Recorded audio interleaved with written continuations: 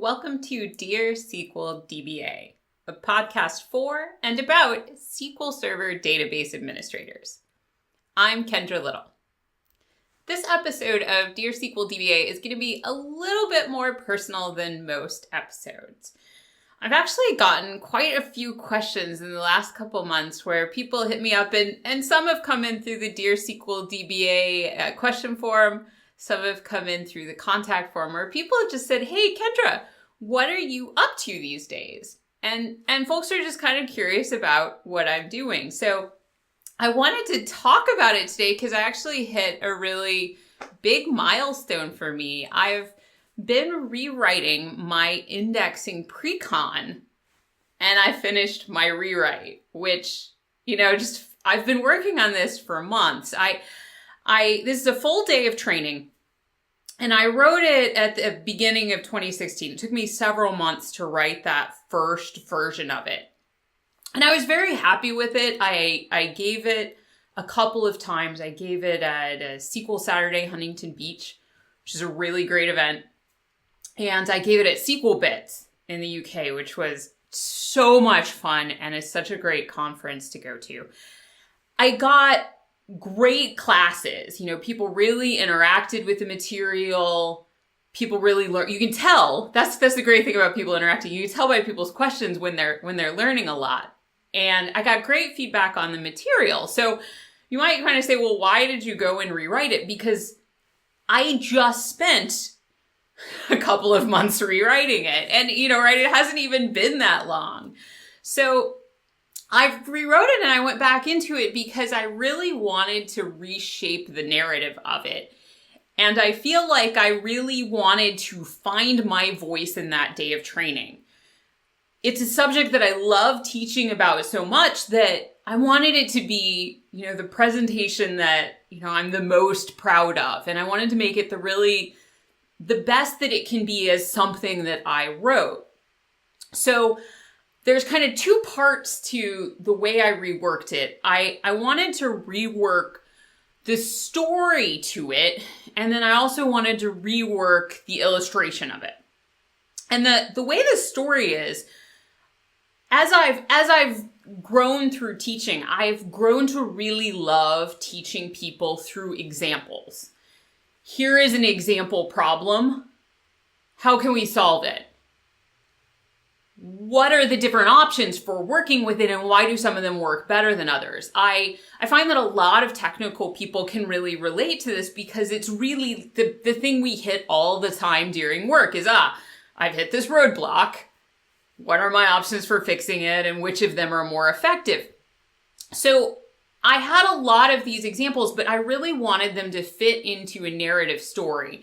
And the story that I ended up picking is kind of an Odyssey-like storyline. We set out from home base, and I have like a planet of row store B-tree indexes, and we're visiting different continents. And on each continent, we encounter a new thing that's confusing, a new challenge. And the way this works out in this particular training is, sometimes it's okay, well, how there are joins. If I have joins and kind of complex T-SQL, where do I put an index? Or I find this weird bitmap probe operator in a plan, and bitmap probe operators, they used to freak me out. Like, what the heck is this probe doing in my plan? And just all sorts of things, like little predicates hidden there, aggregate operators. But you get the picture. I really wanted it to be a progression of different challenges and to make sure they were really paced well and get the flow right. And I also wanted to make sure that I loved all the demos. When you get into really writing presentations, you'll find that you have some demos where you're like, yeah, that's pretty good. And then some demos where you're like, yeah, this is an excellent example. This has just something really interesting about it. I wanted to get to the point where I felt like they were all at that excellent level, right? Or it wasn't just satisfying, but like really satisfying, right? The other thing I did was, as I was reworking through it, I decided that I wanted to embrace drawing and illustration, which is something that I haven't done in a long time. I drew a lot as a kid. I've always sort of doodled and included art in things. I'm sort of that person who's in a meeting doodling, kind of got in trouble once in jury duty because, I like to doodle while sitting in the jury box, which apparently is not cool. But when I started a company and was a co-founder of a company, I stopped drawing for a long time because it just, in terms of time commitment, it made more sense to hire a professional illustrator. And to be clear, I'm not saying I am not becoming a professional illustrator. I really admire professional illustrators. Part of doing illustrations for other people is taking their feedback and constructive criticism, which it is awesome that professional illustrators want to do that. Trust me, I'm hard enough being my own client when it comes to illustration, right? What I want to do is illustrate my presentations in a way that's engaging and helps, in some cases, work through how do we think through this? How does it get processed? Flow charts, kind of not full-on infographics, but, ways of sort of showing the problem, but also, monsters as well. So as I've been reworking things, I've been reworking on learning drawing because I'm really slow at drawing. And I'm getting faster and I'm getting better at making drawings that I like, that I like, that kind of make me laugh and that I'm interested in and that I learn from. And, I'm really proud of what I made. Finding your voice as a speaker takes time. I have been working really hard for a couple of months rewriting material. And I did ask myself along the way, is it really worth it? If you're a speaker out there or thinking of becoming a speaker, whenever you ask yourself, is it really worth it? It is really worth becoming a speaker. And then as you are one, working on your skills. Now, when you first start as a speaker, don't worry so much about finding your voice.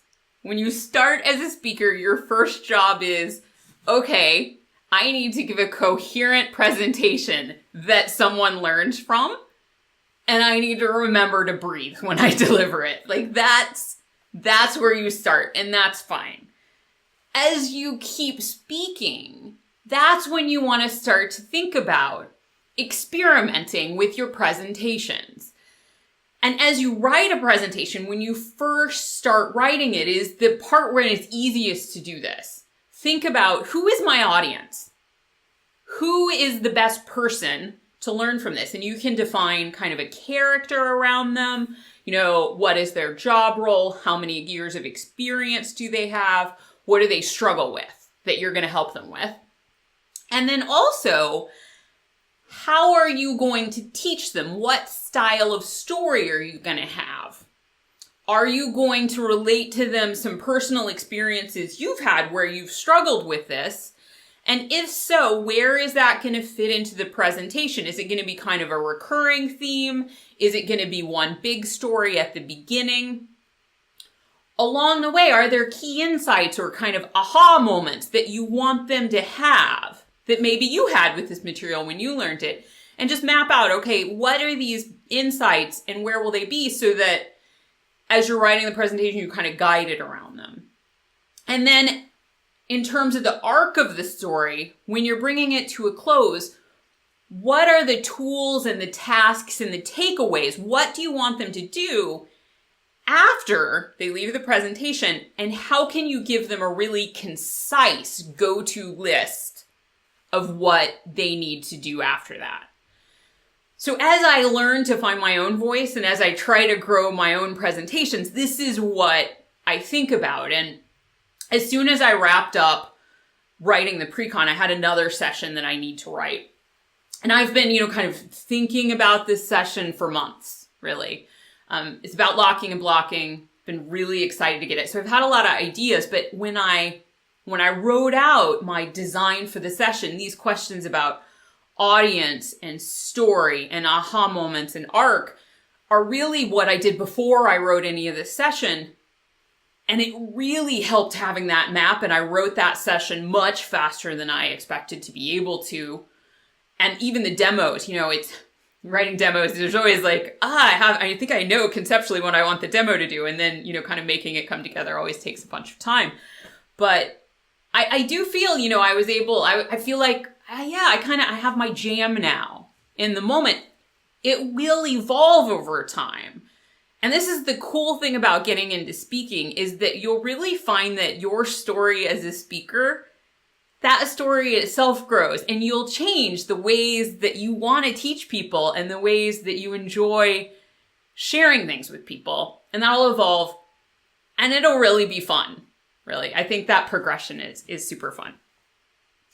So I am actually going to be taking a break on the Dear SQL DBA podcast just for a couple of weeks. I'm going to be off having adventures, and I love making the podcast in the week itself. I kind of thought about, I could pre-record some stuff and kind of schedule it for release, but it's really fun to just see what questions come in. There's some that I actually handle by email.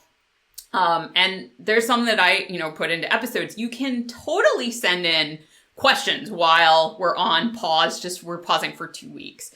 So hit up littlekendra.com and click on Dear SQL DBA at the top, and you can submit a question.